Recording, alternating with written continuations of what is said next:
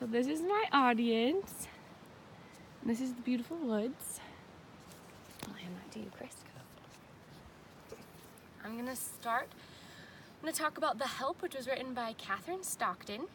It's a novel set in Jackson, Mississippi during the 1960s and follows the lives of 3 women living in very segregated society.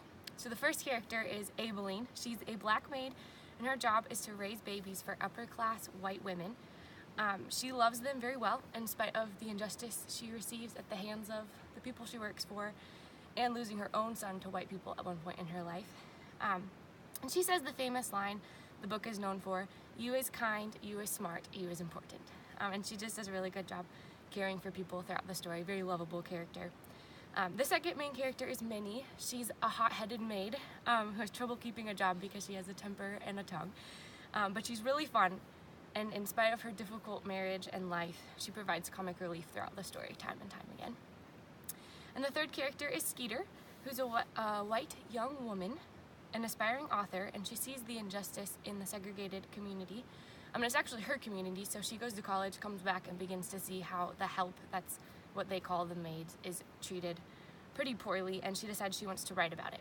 So the plot essentially is Skeeter trying to recruit these women, in spite of the danger it would have been for them to be involved, to share their stories so she could write about them.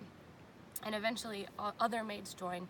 She writes a book, and the book is released, which causes havoc to break out in Jackson as they begin to realize that it's about them. So 3 things about the story that I think, just about how it's written, that I think are really great. It has awesome character development. So the chapters are split up between Skeeter, Abilene, and Minnie, and each chapter is written from their own voice. So you kind of get in their own head, which is really cool, because normally in books you only get one person. It's unique to get to know all 3 characters and their lives so well. And the second is Catherine Stockton merges fact and fiction really well.